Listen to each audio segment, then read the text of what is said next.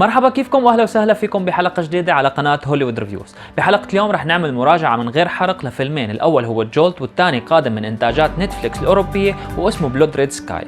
قبل ما نبدا بهاي الحلقه يا ريت ما تنسوا تشتركوا بالقناه وتفعلوا زر الجرس لحتى توصلكم كل الفيديوهات الجديده اللي بنعملها على القناه.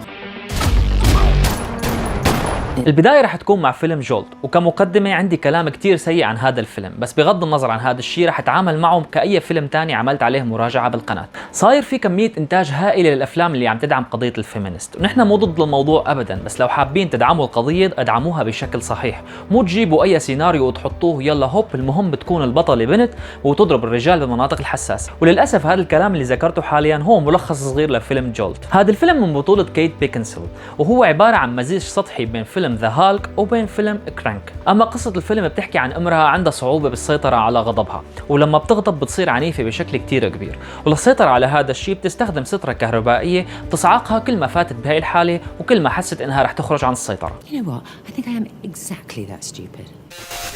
للأسف ما بتذكر أبداً أنه في نقاط قوة داخل الفيلم إلا أداء الممثلة كيت. أما من ناحية النقاط السلبية فهي كتيرة جداً، حتى أني ما بعرف من وين لازم أبدأ، بس أكتر شيء لفت نظري بالفيلم هو سطحية الفيلم، وهو أنه ما بيشكل أي رابط مع المشاهد، مع أنه أكشن وكوميدي، بس في كتير لحظات بتحسوا حالكم أنه أنتم لازم تسكروا الفيلم وتبطلوا تحضروا أو تطلعوا من قاعة السينما. مقدمة الفيلم ضعيفة والشخصيات غير مرغوب فيها، غير تكرار الأسلوب بالعنف المتخيل وغير الضروري، وبالأخير سبب الانتقام بعيد عن استيعاب أي مشاهد.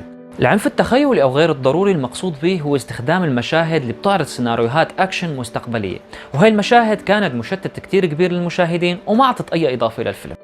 وبالرغم بأنه تصنيف هذا الفيلم هو من فئة الأكشن، إلا أنه لقطات الأكشن الموجودة فيه هي عبارة عن فشل وإحباط، ولا مشهد أكشن كان متصور بشكل واقعي ومستمر، كلها كانت عبارة عن لقطات مدمجة مع بعضها عن طريق المونتاج وكونت مشهد أكشن غير مفهوم. مو بس لقطات الأكشن كانت فاشلة، كمان أماكن التصوير واختيارها كانت فاشلة جدا، وهي أحد أكبر مشاكلي مع الفيلم. باليوم الحاضر في كتير من المخرجين عم يحاولوا يصوروا بالفضاء، بس هذا الفيلم اختار بأنه يستخدم استوديوهات الثمانينات والتسعينات لحتى يشكل فيها ديكور، وهذا الشيء كان واضح بأغلب مشاهد اللي كان فيها شوارع وسيارات. وملاحظة ثانية هو عدم تحديد المدينة اللي عم تدور فيها أحداث الفيلم.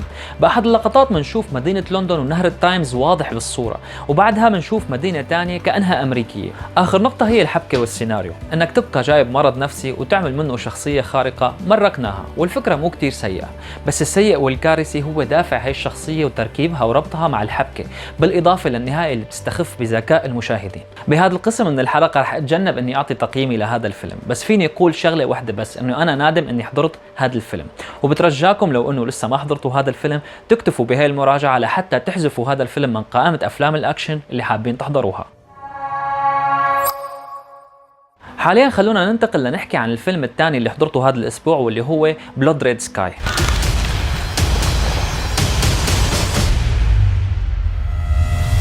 بالنسبة إلي شخصياً وكونه هذا الفيلم من إنتاج نتفليكس، بدأت هذا الفيلم مع توقعات منخفضة، واتضح لي بالأخير أنه هذا الفيلم أكبر من توقعاتي. قصة الفيلم بتحكي عن خطف مجموعة إرهابية لرحلة جوية عبر المحيط الأطلسي، وخلال أحداث الفيلم بتوجب على امرأة مريضة بأنه تطلق العنان لسر بشع، وكل هالشي لحماية ابنها الصغير. هي القصة العامة الموجودة بالوصف الخاص بالفيلم، بس لو أمكن عم تتساءلوا عن السر البشع اللي حكيت عنه، فالسر هو وجود مصاصين دماء داخل الطائرة، وهذا الشيء ما بيعتبر حرق أحداث ابدا، لانه بالتريلر الرسمي موجود مصاصين دماء، ومن الضروري تعرفوا انه هذا الفيلم بيحكي بشكل عام عن مصاصين الدماء لحتى ما تنصدموا بالقصه بمنتصف الفيلم.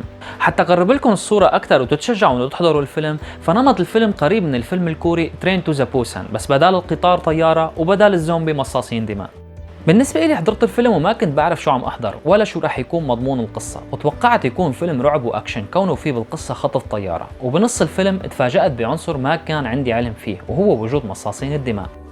أجمل شيء بالفيلم هو طريقة سرد القصة والتحضير الجيد لكل شخصية. الفيلم أخذ وقته بإعطاء المشاهد لمحة عن حياة الشخصية الأساسية مع الفلاش باك الملائم جدا لنعرف شو ماضي هاي الشخصية وكيف وصلت للوضع اللي هي عليه. من الأشياء الجيدة بالفيلم هو أنه عنده الرتم التشويقي المناسب، وفيه كل التقلبات والمنعطفات اللي بتخلي المشاهد متمسك بالقصة لحتى يعرف شو نهاية الفيلم، ولما بنوصل للنهاية رح نحس بأنه بالفعل هي شيء مرضي. ممكن بكتير دقائق تحسوا أنه الفيلم سخيف بسبب تكرار المشاهد، بس بدكم ما تنسوا انه الفيلم جميل جدا من ناحية دمج المجموعة الإرهابية مع قصة عائلية درامية وموضوع مصاصين الدماء.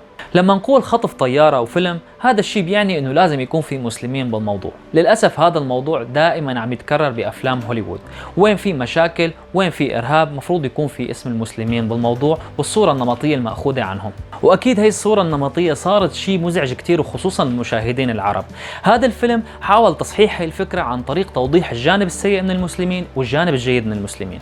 بالنهاية تقييمي لهذا الفيلم هو 5.8، وبالنسبة لي هو نوع من الأفلام اللي ممكن أحضره لو ما عندي شيء تاني أحضره، أو لو كنت من مهووسين أفلام الزومبي ومصاصين الدماء. وصلنا لنهاية الحلقة. بالختام ما تنسوا تتركوا لنا آرائكم بالكومنت عن هدول الفيلمين وعن المراجعة بشكل كامل، وانطرونا بحلقات تانية.